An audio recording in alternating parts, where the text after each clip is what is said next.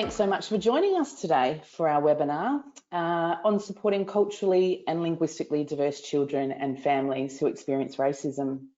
I'm Amanda Kemperman and I work with Emerging Minds in the practice development team. We develop resources for practitioners to support children's mental health and wellbeing. Today's webinar is a partnership between Emerging Minds and the Australian Institute of Family Studies. This is a part of a larger suite of resources supporting practitioners in working with culturally diverse children and families. Keep an eye out for our online course landing in a few days. This is about things to consider when working with culturally diverse families. We recognise and pay respect to Aboriginal and Torres Strait Islander people as the traditional owners of the lands we work, play and walk on throughout this country. We acknowledge and respect their traditional connections to their land and waters, culture, spirituality, family and community for the wellbeing of all Aboriginal and Torres Strait Islander children and their families. We also acknowledge that Aboriginal and Torres Strait Islander children and families are culturally and linguistically diverse. This short conversation today won't have the scope to cover First Nations people's experiences in the detail they deserve. We also acknowledge First Nations people's experiences of racial discrimination whilst accessing institutions and interventions that are not culturally responsive and safe, and that this continues to have a substantial and cumulative negative effect on children's mental health and wellbeing.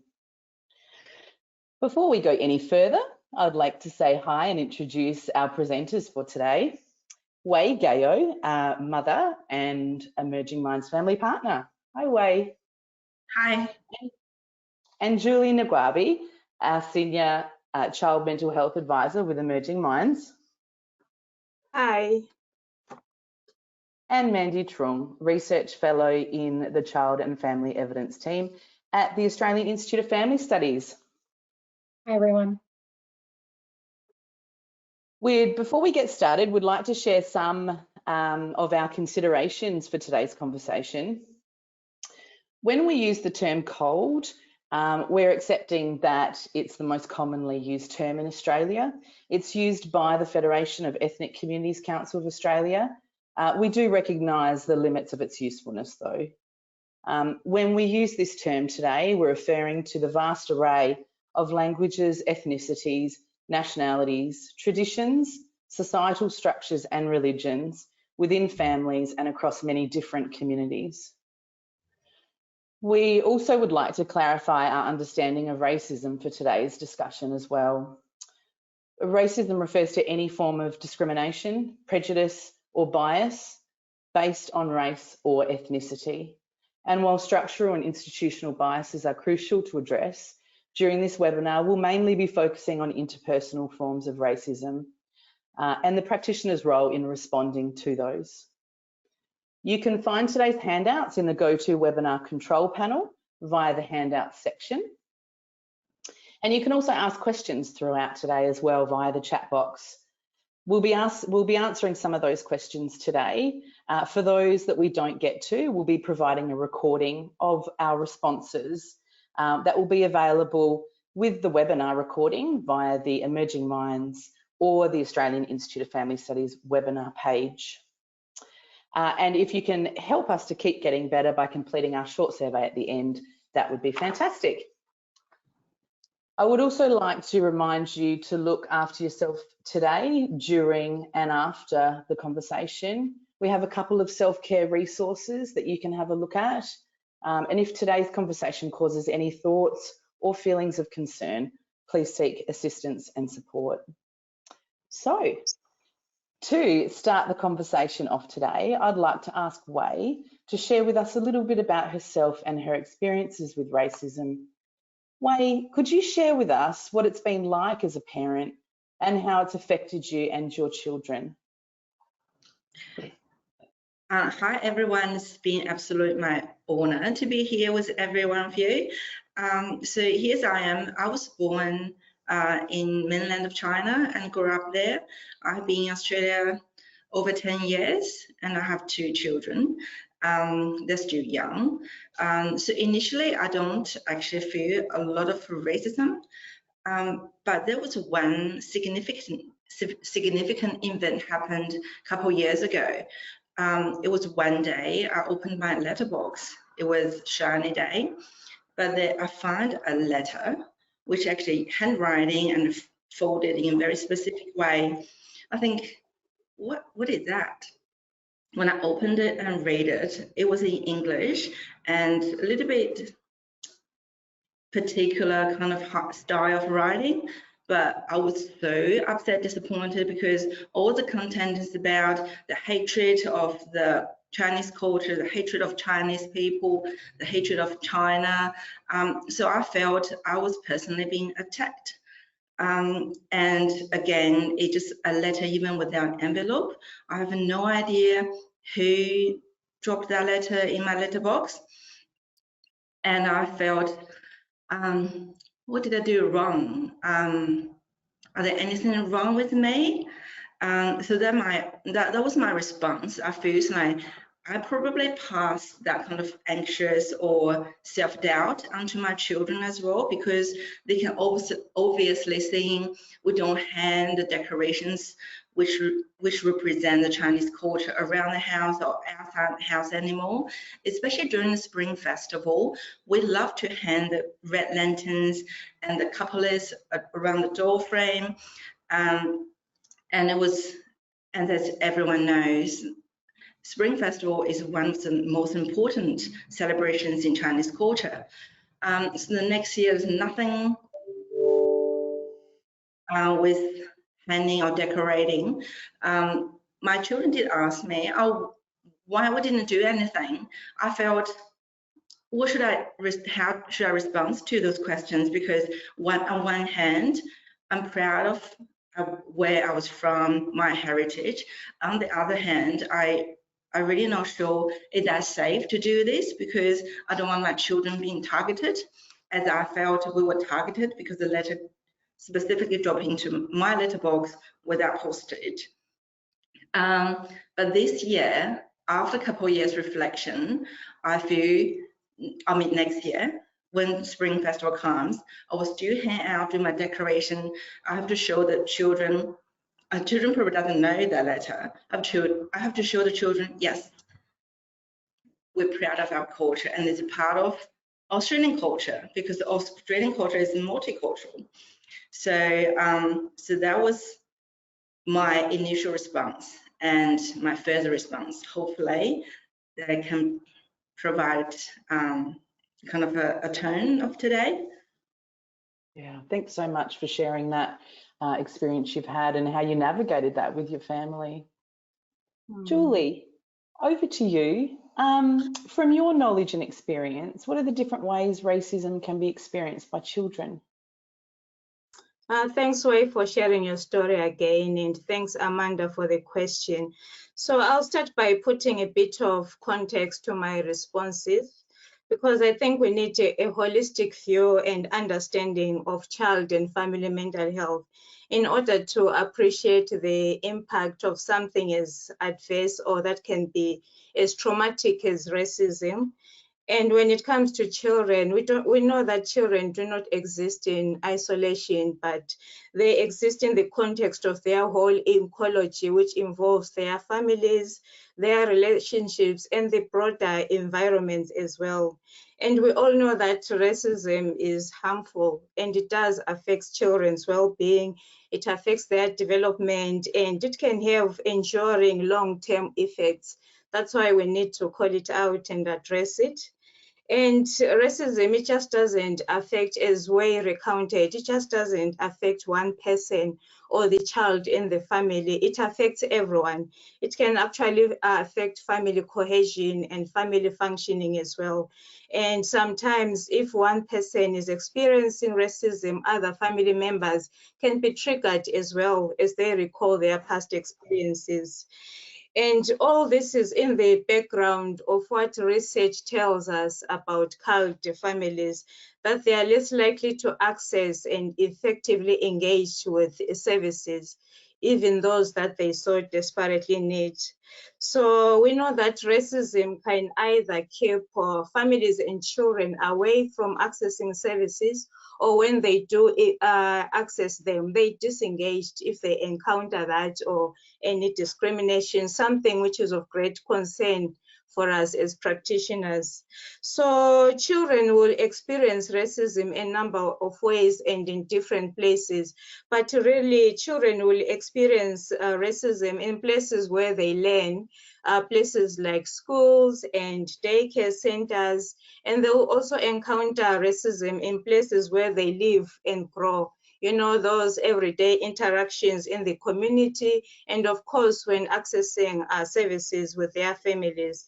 And children will also experience racism in the places where they play, for example, in sports clubs and play groups and play centers.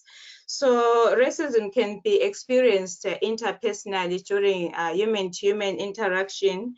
And also, as you alluded to your introduction, Amanda, culled families can also be negatively impacted by institutional or systemic practices when they access services.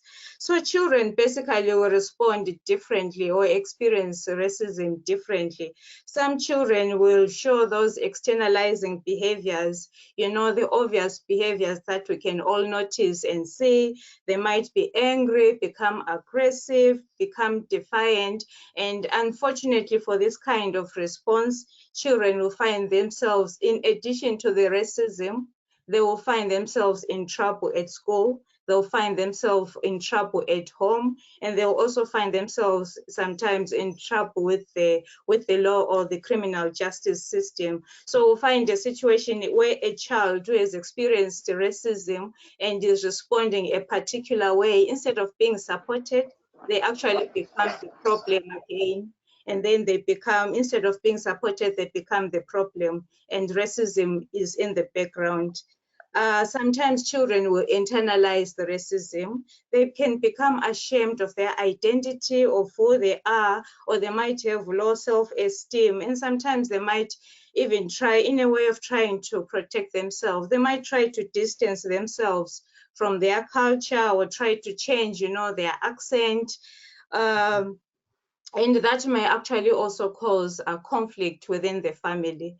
So really we need this holistic view and understanding of racism and in its impact on the person and the whole family as well. Yeah, thanks, Julie, for such a comprehensive insight into how children experience racism. Mandy, over to you. How common are these kinds of experiences in Australia? And how do they impact on children's mental health and development? First, I'd like to reiterate what Julie said. Unfortunately, experiences of racism are all too common in our community, and they are experienced by children and adults from cold backgrounds, regardless of their age, gender, socioeconomic circumstances, education level, or their geographic location. You know, recent research tells us that there are significant proportions of children from cold backgrounds and Aboriginal and Torres Strait Islander children who experience racism. For an example, the population representative study led by Professor Naomi Priest examined experiences and attitudes to racism among Australian children in government schools across New South Wales and Victoria. And this big study was conducted in 2017. And over 4,600 children aged 10 to 15 were surveyed in this study, as well as their teachers. So this study found that more than half of students from cold backgrounds reported at least one experience of racial discrimination by their peers. And about half of Aboriginal and Torres Strait Islander children had experienced racial discrimination as well. So in this survey, there were different types of interpersonal racism asked of the participants, such as in being called insulting names, being left out of activities, being pushed, hit or spat on, and that was attributed to their racial or ethnic background. Interestingly, the study also examined racism perpetrated by teachers, for example, being unfairly disciplined or given a lower grade or mark than deserved because of their racial or ethnic background, and also in the societal context. So participants were asked about whether they felt like they were being told they didn't belong in Australia or didn't speak English well because of their background. In terms of the findings of this, well, the proportion of students who reported at least one experience of racial discrimination by teachers was highest among African student participants at about 30%, and the proportion of students who reported at least one experience of racial discrimination in a societal context out in the community was highest among East Asian student participants at over 50%. So in another population representative study, which some of you may be familiar with, the longitudinal study of Australian children, 13 to 15% of children reported experiencing direct racial discrimination, and they were more likely to report this if they were boys and were living with a primary carer who did not complete Year 12. So unfortunately, they are very common experiences by children all across Australia. Now, in terms of the impacts, a lot of them were already mentioned by Julie and also so eloquently by Wei. From the research point of view, we do know that cumulative experiences of racial discrimination over time do have many detrimental impacts on physical and mental health among adolescents. For example, negative impacts on social and emotional development, impacts on behaviour and mental health related outcomes such as sleep difficulties, substance misuse in some cases, and also suicide related behaviours. There's also a link with increased risk of overweight and obesity.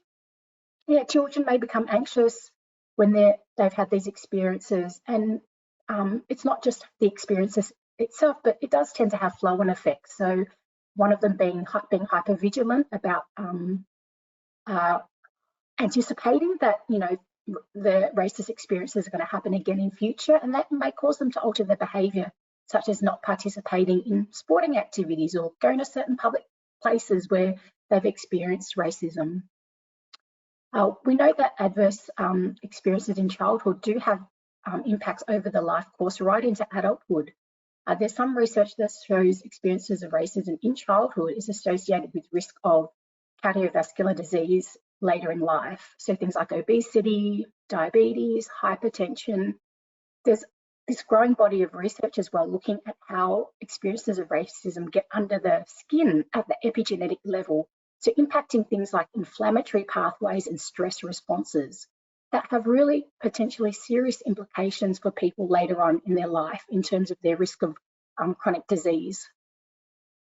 I'd like to note that people from marginalised groups who frequently encounter sources of stress may become overwhelmed when they try to cope with these experiences, and then that will impact their health and may result in poorer health outcomes as well.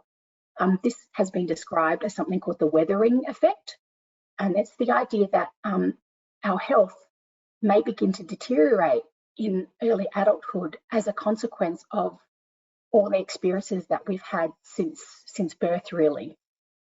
Again, it's these flow-on effects that I think people need to be aware of when being able to identify racism and helping support people who experiences racism across society, whether it's interpersonal or institutional as well.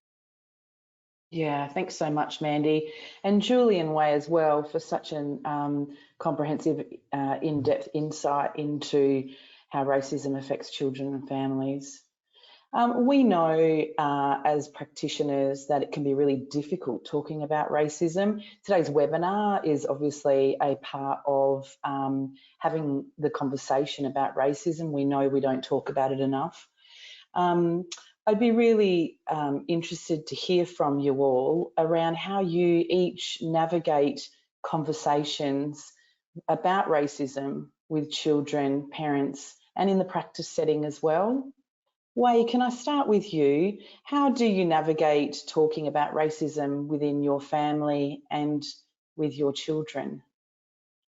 From my experiences, I feel we have to all feel safe before we actually start this very sensitive conversation, especially for adults. We don't want to talk about anywhere, probably as my personal preferences.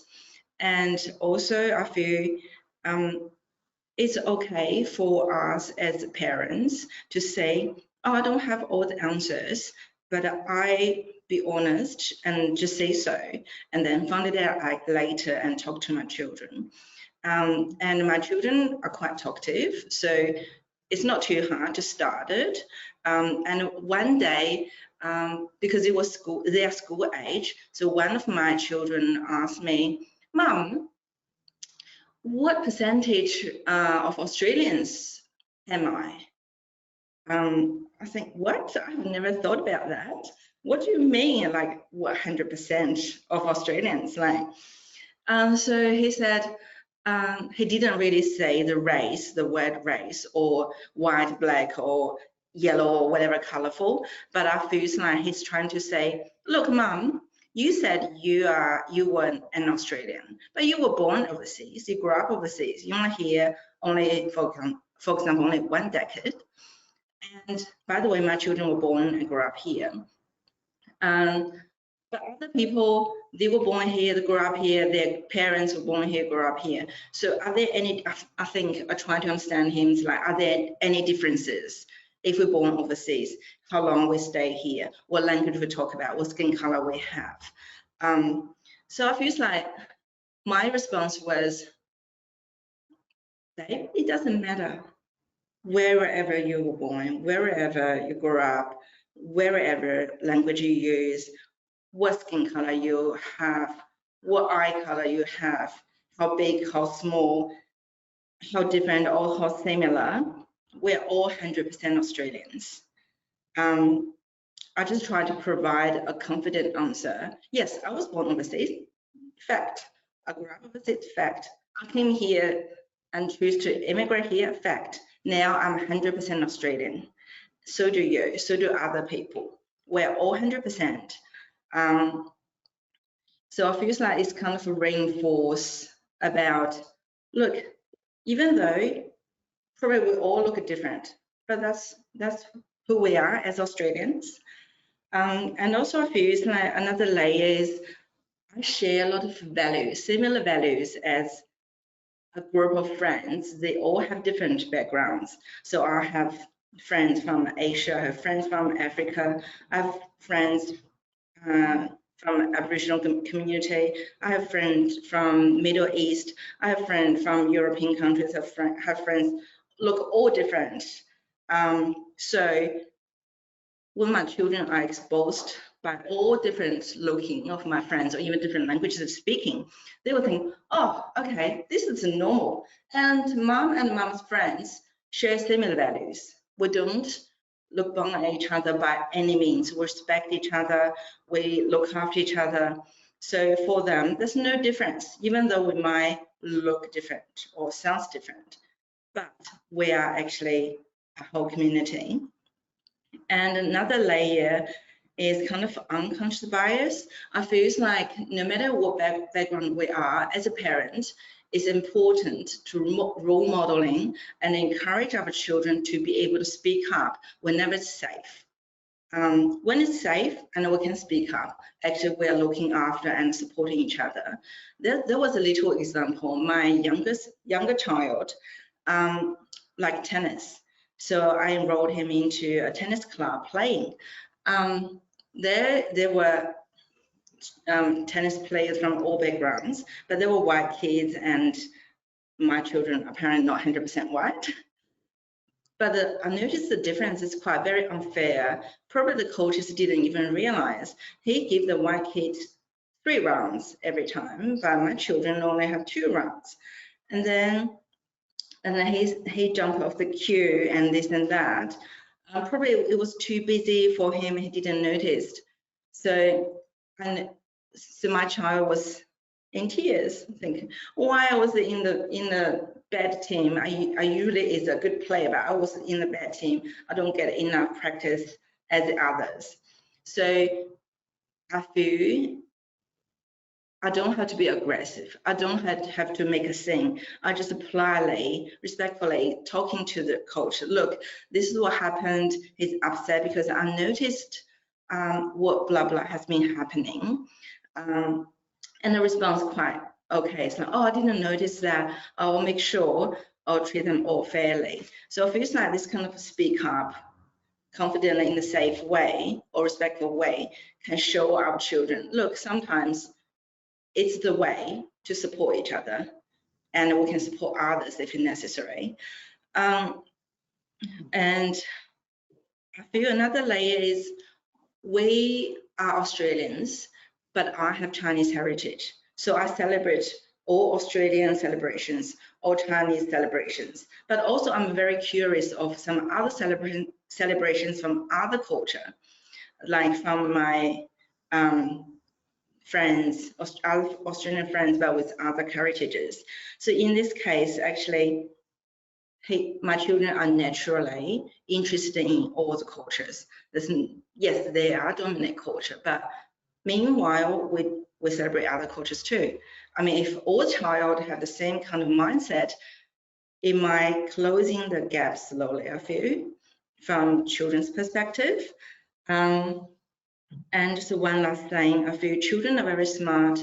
As a parent, I would like to encourage them and support them and role modeling for them. Even though this conversation is very difficult, I have to conquer my own barriers, but I need to try to find the best way align with their age and their comprehensive ability and real life experiences to try my best to explain and try to help them to find a way out. Julie, what do you think from your perspective? Thanks, Wei. I agree with everything that you just said, and definitely the importance of us adults role modeling, even role modeling, speaking up in the way we engage and connect with other people. I also agree that talking about racism and addressing it is quite challenging. It's not an easy thing to do. And I think one of the things what makes racism difficult for us to talk about, just because it elicits strong emotions, you know, like fear, like anger, like shame, and sometimes for those who reported denial as well. And for those experiencing, in addition to it being challenging, being hateful, it's also challenging, and it can be quite ugly and messy, and if not even traumatic. And for some practitioners, sometimes there's that lack of understanding and not knowing what to do, how they can effectively respond or support the children and families as well. But I also agree that there are some things that we can all do to effectively talk about and address racism when it does occur. And I think being proactive and taking that preventative approach is really important. I think there are some basic and simple approaches that we can all apply.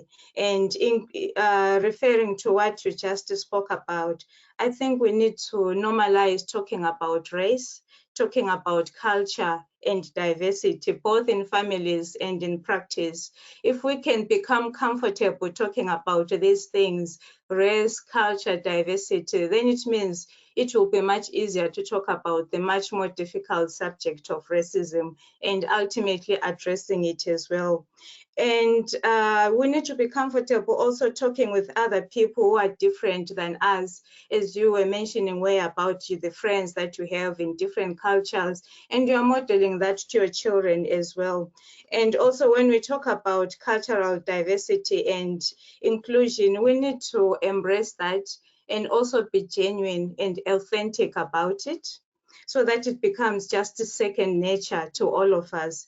And I think also for practitioners, I think it's important as part of routine practice to have those networks with multicultural organizations, you know, to allow that natural exchange of information, learning, and resource sharing, because we really need genuine relationships between just one day events, whether it's cultural event. We need to be cultivating those relationships to be genuine and authentic as part of routine practice.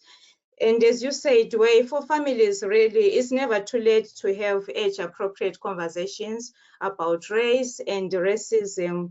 And I think we received some questions from people who were asking for foster parents, you know, for children who are in care, how can we support them? And I'll say it's really important for families and all caregivers to support their children, to support the children under their care, to be able to embrace their identity, their race, and their culture, and actually be proud of it. Because by affirming children's culture, and supporting their connection to STEM, research has actually proven that this is a huge protective factor for them.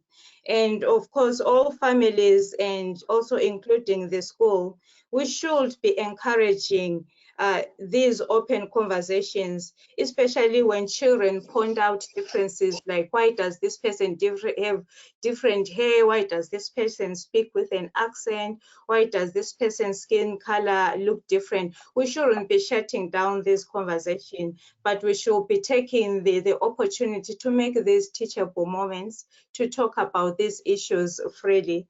And I think also another thing that will help us to talk and address racism, we need a clear understanding of racism. We need a clarity on the different types of racism, both the overt type and the covert types. Because if our understanding is that racism is only the observable ones, it means we'll miss the much more insidious, implicit, covert forms of racism, and people will continue to be harmed by it, and we are not able to effectively support them.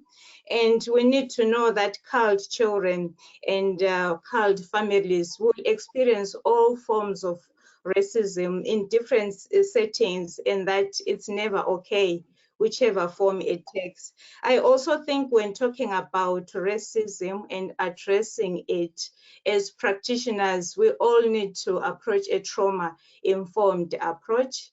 This is recognizing that some people who are engaging with or who are accessing our services or delivering the services may have been traumatized and might be triggered. So we really need to, you know, where you spoke about, we need to create those safe spaces to talk about racism, to address it, including when doing training about racism. We need to create those physical and psychological safe spaces, and collaborating with people who experience racism. We need to hear from them. We need to hear their voice, and also giving them choice.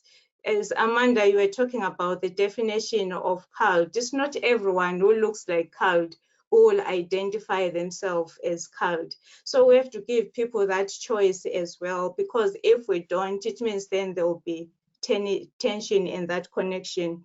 And people need to be able to trust. We need trust. People need, especially culled children and families, when engaging with services, they need to know that they will not be harmed by the process. And the same with training as well. People need to trust that they will not be re-traumatized even by the training and the process.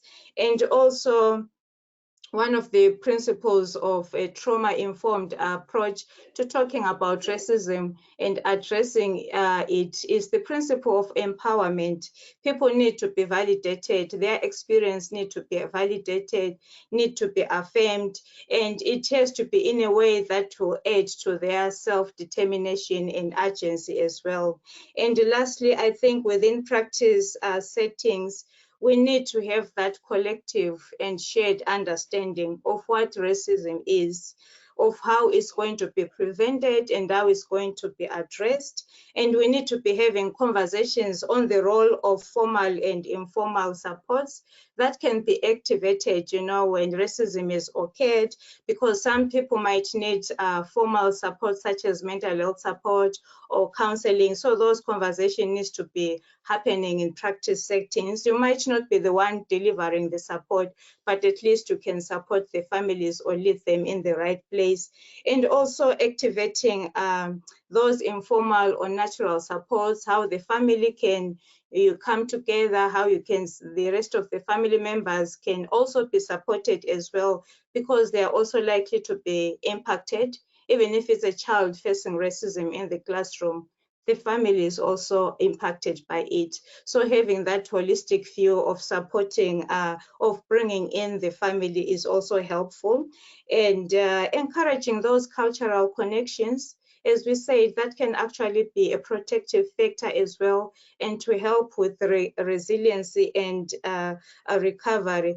And as we are all agreeing that talking about racism is difficult and addressing it is really difficult, we know that practitioners cannot do this in isolation. They need the whole of system and organizational support. They need spaces for reflective practice and supervision. And with that in mind, I'm just wondering, Mandy, is there anything that organizations and systems can do to further support practitioners and families in having these conversations? Thanks, Julie. I think, yeah, what you covered and Wei covered has been, very thorough, and you've both provided some very useful advice for people to consider in their practice. So I think one important thing is to understand that sometimes organisations and systems that have been around for quite a while are kind of built up in a certain way, which might provide natural barriers for people from diverse backgrounds to access. And I think reflecting as an organisation on your policies and practices to see how welcoming they are and comfortable for people from different backgrounds to access is a really important first start. So that issue around critical reflection from an individual point of view, but from an organisational point of view, I think is really critical, and it's not something that you may achieve overnight. It's one of those things that becomes embedded, over years or decades in terms of policies and practices, just becomes the status quo, doesn't it? So I think you kind of have to be committed to having a kind of an anti-racist lens to what you want to do, and then go from there, because it is an ongoing process that takes time and energy and commitment from the frontline practitioners as well as the managers and the executive and the leadership of the organisation as well, to make sure that any change that arises is sustainable and embedded for the long term. And I think one issue I'd like to bring up that perhaps hasn't been mentioned as yet is that racism, you can think about racism as, oppression against certain groups of people or disadvantaging people for, their racial or ethnic background, but it's also about unearned and sometimes unacknowledged advantages for particular groups as well. So part of that critical reflection could be about understanding your own privilege as a practitioner or the organisation, whether they, their policies and procedures advantage certain groups other than some groups more than others as well. Perhaps, an example is providing representation in the workforce of people from diverse backgrounds, or having ready access to translated materials in different languages, or access to interpreter services. So those are kind of tangible things you can review within your organisation to see whether it is welcoming to people from different backgrounds. So I think understanding that these advantages are just as important to consider, whether you're a practitioner from whichever background, understanding your advantage and how you may react to conversations around racism, I think are important, because it can be tricky. Sometimes people focus on whether something's racist or not, rather than understanding the actual impact on the individual and focusing the support on the individual and how they're feeling, rather than the intention behind what had occurred. So I think there's a lot of space that we can do as individual practitioners, but also more broadly, within an organisation, which involves people regardless of their work role, to really bring that kind of anti-racism lens towards what is being delivered in terms of services, and how colleagues within and staff within organisations interact with each other as well. Yeah, thanks so much, Mandy. And Julie and Wei as well. Really big question I gave you there, and you all did incredibly well at putting it in such a cohesive, understandable way. Thank you so much. Most of the questions, and a lot of the questions is, as practitioners, what can be done? What can we do? And I know you've already talked about some of those ideas. But I'd like to offer an opportunity now for Wei What practitioner responses have you and your children found helpful in responding to the effects of racism? Thanks, Amanda. From a parent perspective, I feel like one of the biggest things would be the power imbalance. We feel like we are always run into the brick wall, not always, very often. And sometimes we feel like we are very vulnerable and we don't have any power. And another one is we would really benefit from a practitioner who actually done the trauma responsive training, who generally can understand and being very empathetic towards our experiences. And also we feel no one can know everything about every culture, but be respectful, curious, and have some knowledge. If you have questions, just ask. I feel like those are simple roles for any practitioner or even as a parent. Even me, I have to ask my children for questions. I remember there was a practitioner I took my children to, and she just started to say, "Oh, what is your birth animal?" You know, as a Chinese, we all know our birth animals. There are 12 animals in the Chinese zodiac. And she started to introduce her birth animal was a rat, and she wasn't happy with rat. And this opportunity to bring us together, and we say, "Oh, rat is not that bad in the story of the ranking of Chinese zodiac, because the rat has been really determined and won the race. That's why he gained the first position of the Chinese zodiac." So I feel like that's kind of a knowledge showing, yes, I know a little bit, I'm interested in your culture, and we kind of sharing it as well, because you have your birth animal, I can have mine as well. So I feel that actually set a really successful starting point and create a safe space for my children. I can start to talk. Another one is sometimes people don't know, please just ask.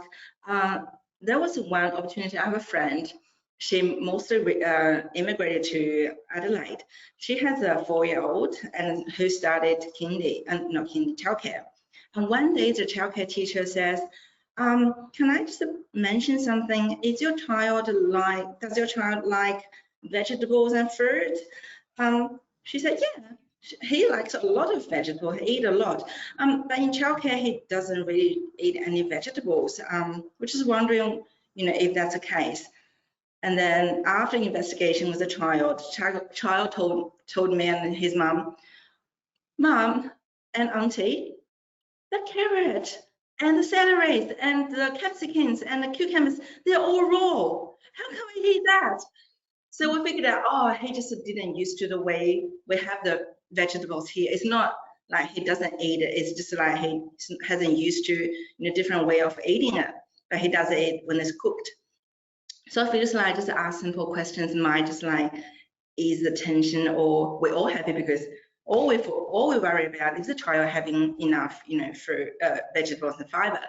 So I feel sometimes it's not that difficult. Probably just like initial gentle conversation, initial with some questions. And another thing I want to say, which is kind of interesting, is in Chinese culture. This is kind of a knowledge part. In Chinese culture, especially men, who will never wear a green hat or green beanie or green anything on their head.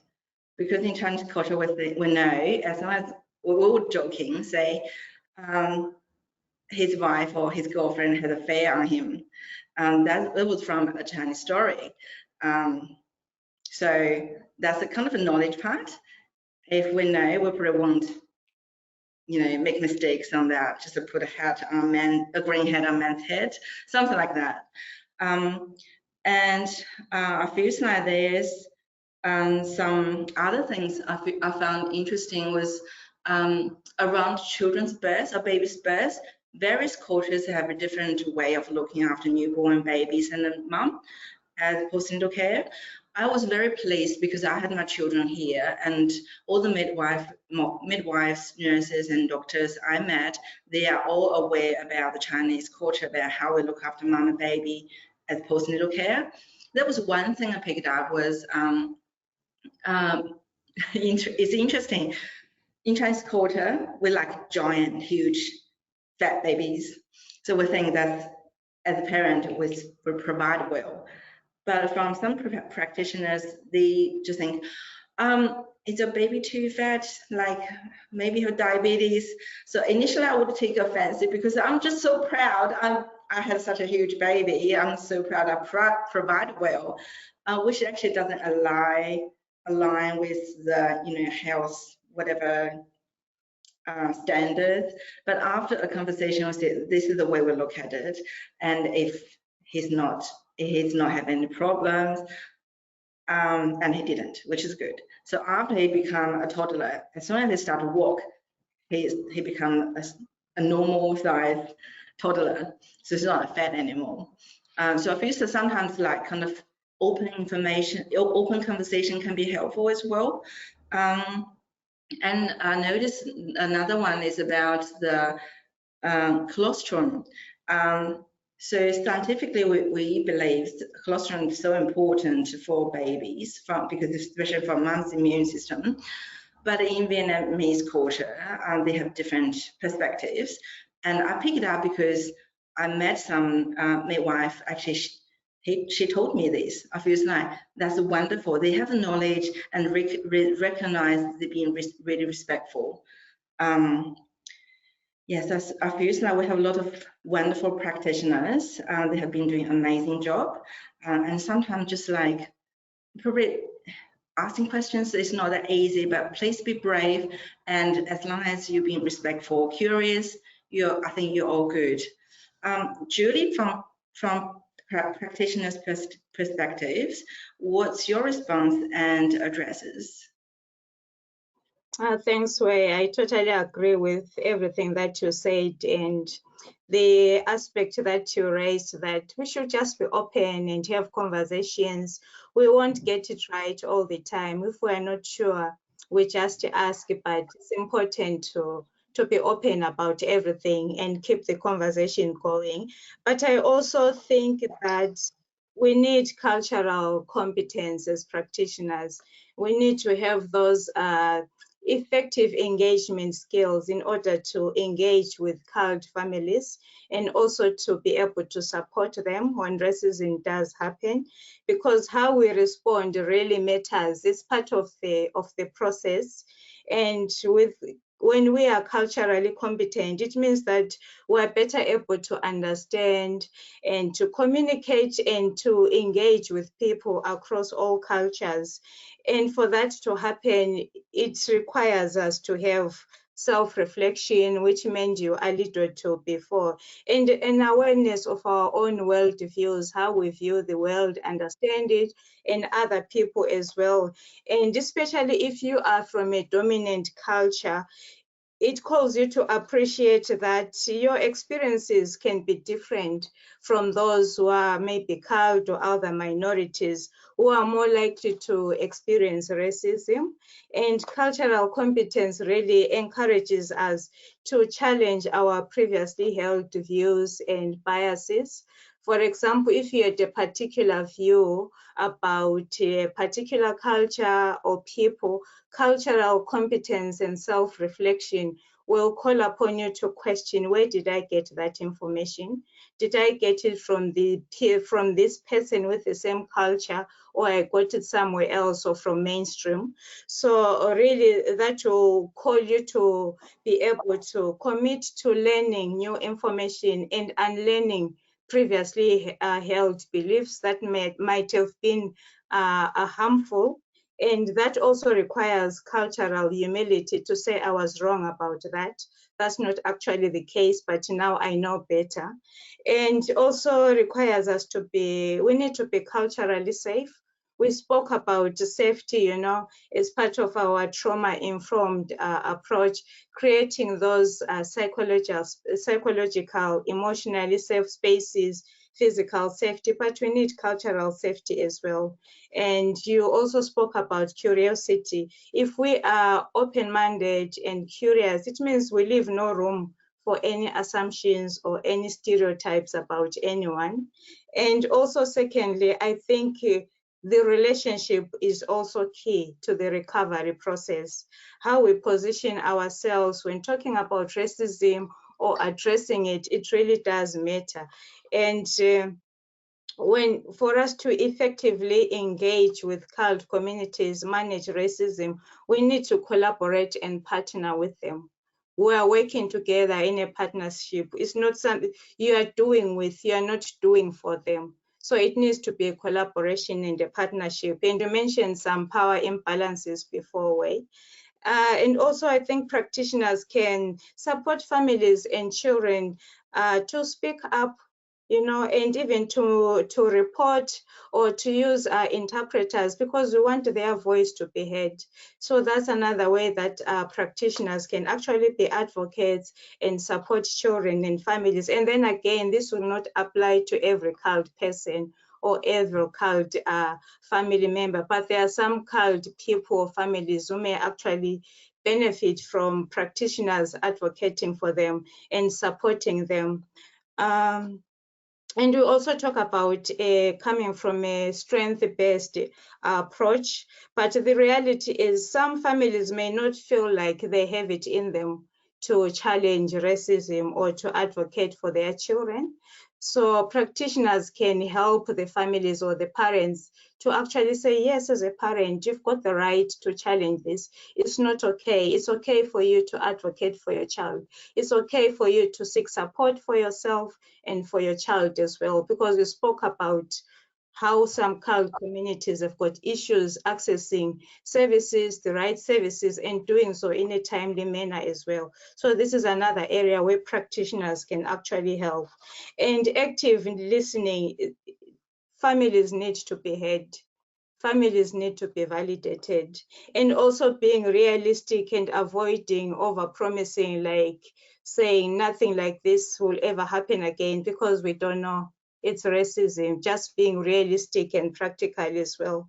And I also think practitioners can support families by encouraging those cultural connections and expressions that affirm people's identity. And we've mentioned that this can actually be a resilience factor and a protective factor for children. So there's a lot of simple but effective interventions that practitioners can do to support children and families. And with that, I'm wondering, Mandy, are there any other practice responses that you think might be helpful? I think you've both covered it brilliantly, to be honest. I think, yeah, I agree. I just want to reiterate that, yeah, I think it's a space that everyone has a part to play, whether you're a white person, or white Australia, whether you're a person of colour. I think, yeah, a collective response from a practitioner and an organisational level and a community level, I think is really important. As comfortable as we are, there's a lot of learning in this space. I'm always, still learning in this space. And, I liked your point about, being humble and, mistakes or missteps are likely, but don't let that stop you from doing better and learning and contributing, because I think it's really important. It's something we can all play a part in, not only because it's just so commonplace, as we can all understand, but racism is one of those things that adapts as society changes. There are new spaces where racism can occur. Sometimes it's very obvious, other times it's a bit more hidden. So, for example, the online spaces, all the different websites and apps that are there, there is lots of evidence that, racist behaviour can occur. And emerging technologies such as artificial intelligence as well. So things like that are a bit more hidden. We're unsure about, artificial intelligence in terms of algorithms, apps across all different sectors of our community and society. How we do our daily activities, is very much technology based, but they're areas where there's evidence that, you know, racism is perpetrated in those spaces that are both obvious and much more hidden as well. So we kind of have to be vigilant as well as a community to all these kind of new things occurring as racism adapts itself and changes. So if we can all do that together, then it will make it much more easy for people who bear the biggest brunt of racism to feel like, you know, they have a voice, that they can speak out, and that there are people there to be allies and advocates and support them through kind of these difficult times, understanding that, yeah, often these are impacts that people carry with them throughout their lives, and as mentioned, have impacts beyond themselves, but, you know, their families and their friends and their community as well. So I think keeping that in mind and doing your best to contribute in whatever way you can is really powerful and something we can all work towards together.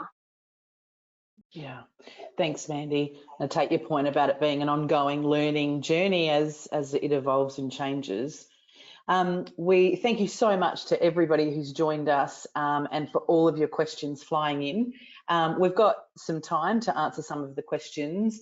I would like to start with you, Wei. What are some of the ways to help a child respond to racist comments made towards them? As a parent, I feel like firstly, I need to care about if they're safe, especially emotionally and physically. If I make sure they're safe, I feel like I need to pass my competence of whatever heritage we have. And also when you create a space like a little community, we share the similar values. For example, my friends are so diverse, no matter it's white or with different heritages, we all share same values. The same values are assured by many people around my children. So they would think, yes, this is the value we believe. Those I don't believe those values, which are not okay and not acceptable. And I want them to have the confidence to say, no, what you said is not acceptable, and I have to leave it and walk away from that. And then I would like to know after they have these events happens. And also I would like to really make it fact-based. It's not against any group of people, it's not against anyone, it's just the fact-based. Look at what happened and how to deal with what actually happened, and then make it better and use the simple terms, because my children are still young. There's only like primary school age. So use simple terms, the way they can understand based on their ages. For example, when they were in preschool or even younger, what to use very simple things. It's not unfair, it's unjust. For unfair, it would be the common word they would use. That's not unfair, yeah, so how do you feel if you were treated that way? Or how do you feel actually you have already been treated this way, and how we deal with it? With the primary school students, will probably have to relate to their practical examples of the everyday life. For example, if someone always on the swing forever, every single recess, every single lunch, it's not sharing, and say, oh, because you're different, you're not gonna play this. So use like very practical examples for them. With teenage or preteens, we have to encourage them to speak up, because they actually can understand these complicated situations or understand more about race or racism. And very often, whatever happens, I just ask them questions, ask a lot of open-ended questions, let them to talk, let them to share how they feel, what they think it should happen. So once the conversation started, we can actually lead them to the right direction that we wanted. And also we keep the conversation ongoing. It's not just a one-off.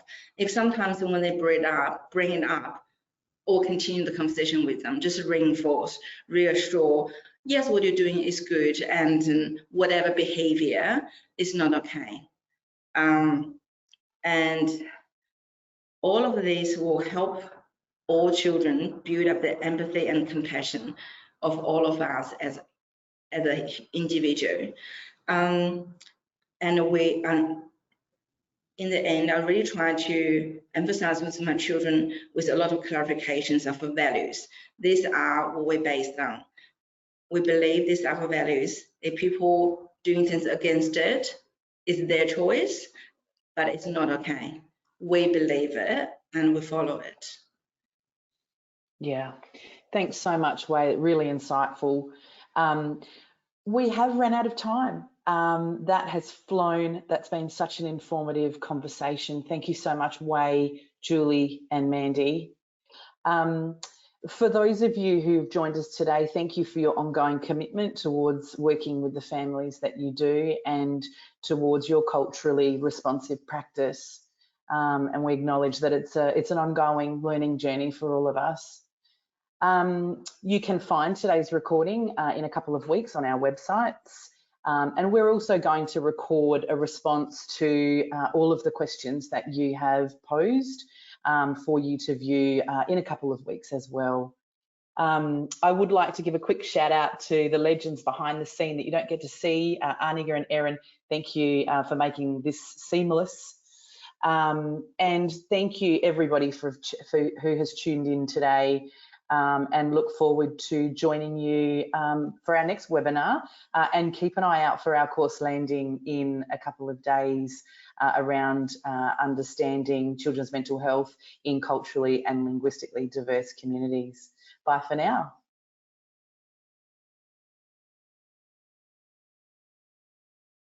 So welcome to our extended recording of some of your questions that you've posed today. The first question that I would like us to talk about is the difference between bullying and racism. Why does it need to be treated differently? And how do we know the difference between racism and other forms of discrimination? Mandy, I might start with you on your thoughts. Sure thing, thanks Amanda. So bullying is related to an individual's traits, particular traits and behaviours, and tends to occur at the interpersonal level between individuals. Racism also occurs at the individual level, but it's different because it also occurs at the institutional, societal and structural level. And with that more broadly, it's related to group membership and social identity, which is aligned to people's racial and ethnic backgrounds. So these social kind of identities are kind of part of a social hierarchy, which we have in our society, which kind of ranks people in a kind of hierarchy or an order, with people from particular groups at the top and others further down kind of that ladder. So racism is kind of more than making, say, bad jokes or insulting people, treating them poorly. It kind of, racism takes it further because it makes the person feel less than or inferior to people from other groups. So there's some evidence that suggests that general bullying and racial discrimination are experienced at different levels depending on the racial or ethnic background of the children or the person. So if we kind of all lump, all the experiences in together as bullying, then we may miss, the unique effects of discrimination for children from minority backgrounds, and then how it impacts their health and mental well-being in the short term, but also in the long term. So in either case, I think it's kind of important to understand the context of the experience or the incident for that person, and listen to the person, how they're experiencing or interpreting it, and what, specialised support that they need.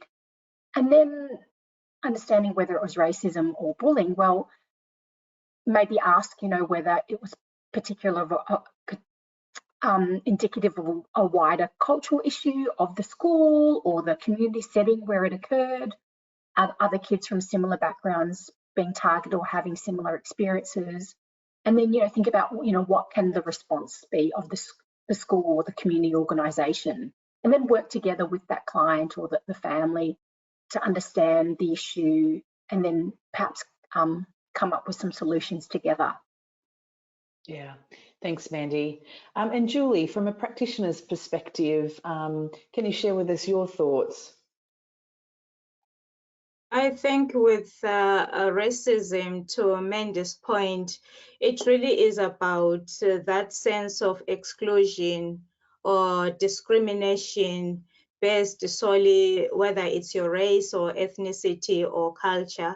So I think those are the distinguishing features that are really quite obvious, that this is happening because of my race, of my ethnicity, of my culture. And also there is that dehumanizing element where someone is made to feel lesser than or inferior. So I think those are the distinguishing features really between racism and bullying. There has to be that racial element, and it's usually in a denigrating or derogatory manner. Yeah, thanks, Julie.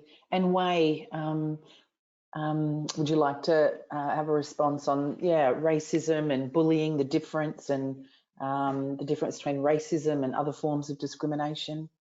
Yes, I feel both Mandy and Julie have been talking about it from the professional level.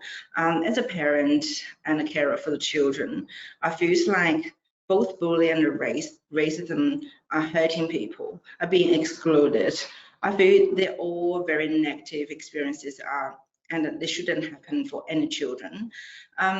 I feel like one of the easy way to distinguish them is, are we targeted by race? Are we targeted by skin color?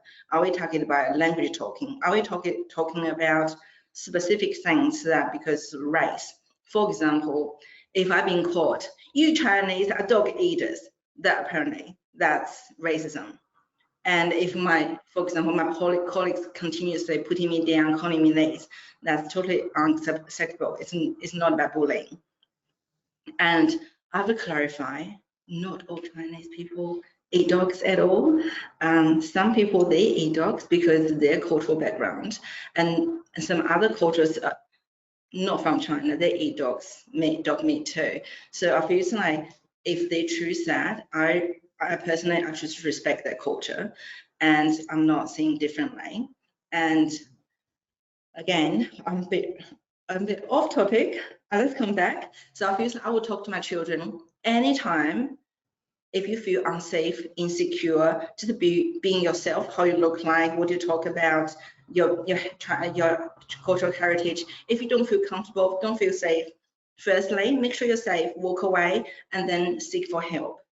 And if people make wrong choices to do whatever and say whatever, that's a complete unacceptable. There's another example. We heard a lot of phrases like, you bananas. So a lot of children may be called bananas because they're white inside, yellow outside as the skin color. For me, that sounds really racism, because we're Australians, like, do you call other people other type of fruits? It's not. So in this case, we'll just say, look, that phrase is not acceptable. We're all Australian, we're the same. If we're bananas, they're bananas, we're all bananas. We're big bananas, fat bananas, short bananas, whatever. But you can't just call me bananas and you're not banana. So that's my responsive to say it. But I, as a parent, both of them are not acceptable. And I have responsibility to talk through and help my children get away or get through it. Yeah, thanks, Wei. We've also got some questions around, is it illegal and breaking the law, and can it be reportable to the police? Julie, I might start with you for your thoughts. Thanks, Amanda. The immediate answer will be yes, especially if the law has been broken, maybe someone has been hurt or harmed, or there are some threats of physical abuse or aggression. The immediate answer would be yes, of course, the law has been broken. So go and report to the police, not just the police or just following any protocol or reporting to that organization. But I think we also need to have some contextual understanding around doing this. And we've been talking a lot about safety as well. Some people may have some reservations or hesitancy. Some people may have different experiences with authority figures, not just the police, but any figure that they view or deem to be in authority. So I think that's where the way we interact and engage becomes really crucial and important. That relationship to collaborate with them, just to be curious and to involve them in the conversation, how they want to do that, if they want to do that, and whether they might need additional support to do that, because we don't want to encourage people to do something that might be re-traumatizing or triggering them when they do not have the additional support. So although we say yes, we want to encourage people to, by all means, to report, but you also have to have that context and also collaborating with other people and being aware also about some of the history that people have had in trying to report or in their interactions with authority figures. And some people may not have an issue at all, they will just report and that's the end.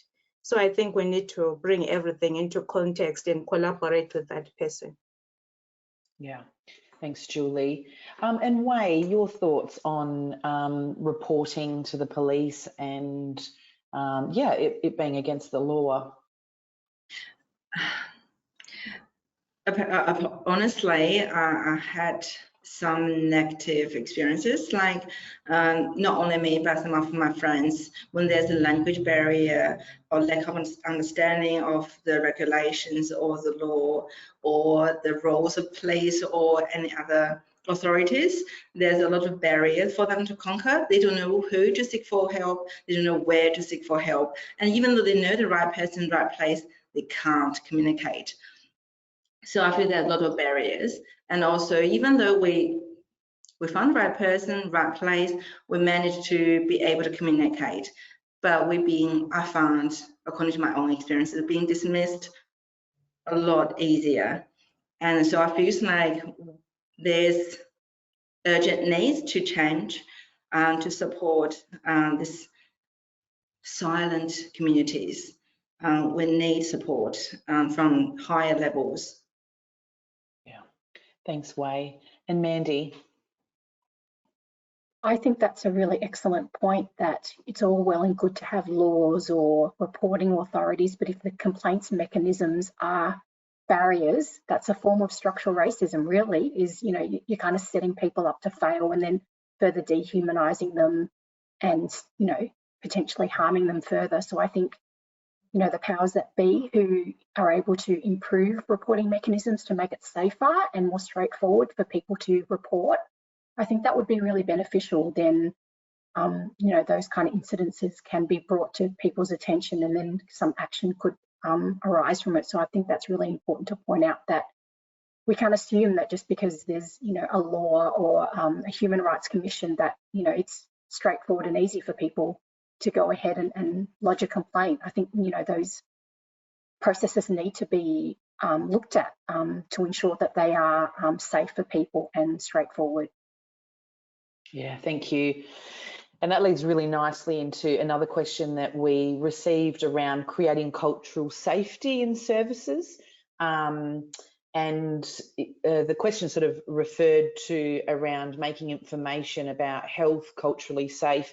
But I wonder if I might go a little bit broader than that. Obviously, that's a part of it.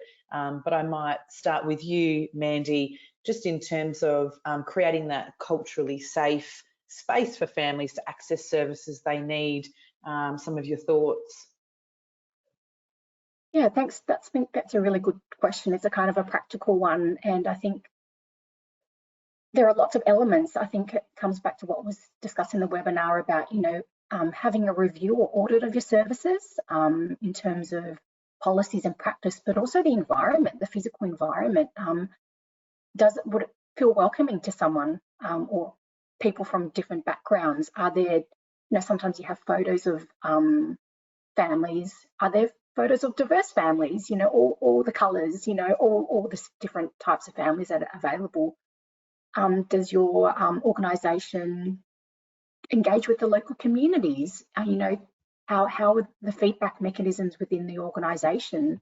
And then do you take that feedback and actually change or adapt things within the organisation so it is a bit more welcoming? So I think first step is to, you know, get together with the staff and the local communities and families and think about how you can improve the physical environment and also the policies and practices within those services as well. And I think that, you know, taking it step by step, you know, as a kind of a longer term project, I think would be really helpful, so it doesn't feel like it's so overwhelming and it's something that can be done overnight, but something that you could work together to engage and co-design with families and communities of your local area would be useful.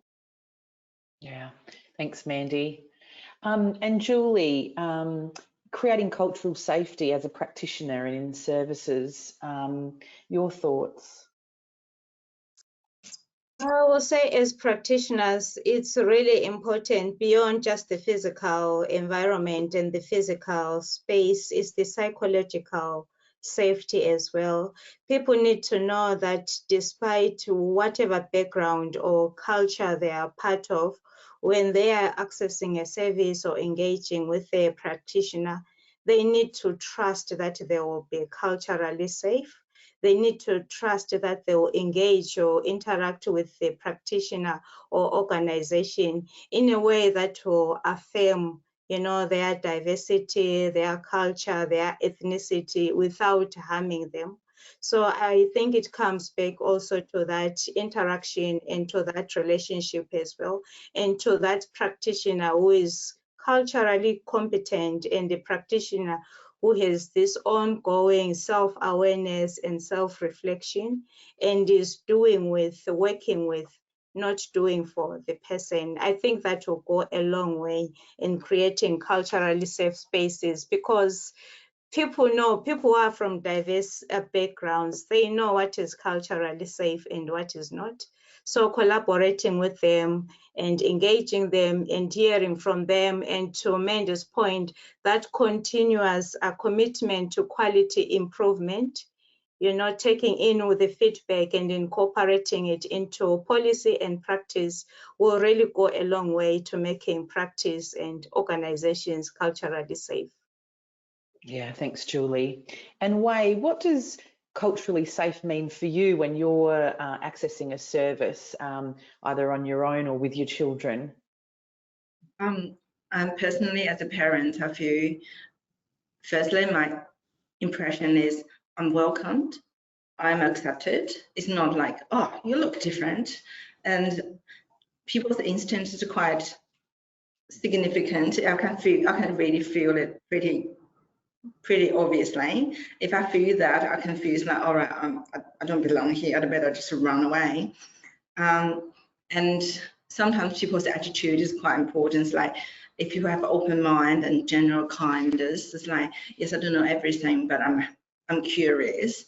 I don't mind sharing my experience with you. So build up the relationship, build up the trust. And also I feel we're lucky enough, all the childcare and school and preschool, we always have a Chinese teacher, educator around who can speak our home language, who knows the culture, and sometimes we can see the Chinese signs in Chinese writing. So I feel so all this like actually makes children feel safer. It's like, yes, I grew up Chinese and Australian, like English background. So they are all pretty normal. It's everywhere. It's wherever I go. It's kind of, it's not something isolated. So actually normalize, yes, Chinese culture is part of Australian culture. Is within the overall picture. And I really like what Mandy mentioned about co-design. I feel like a lot of policy, a lot of regulations, or even a lot of activities, if you can have the people with core background involvement or have their voice being heard, will be really helpful to help them feel safe and feel, yes, I'm part of the community. And I feel the more actually helping the parents, helping the family is helping the children. Children is also absorbing everything in. They can feel it. They have the knowledge about it. Yeah, thanks, Wei. Thank you, all of you. Thank you for all of the amazing questions that we were asked today. We had the opportunity to answer only a few of them. I think we're prompted to potentially do another webinar together. Watch this space for that one. and we wish you all the best in your ongoing practice as professionals working with culturally and linguistically diverse families and children. Bye for now.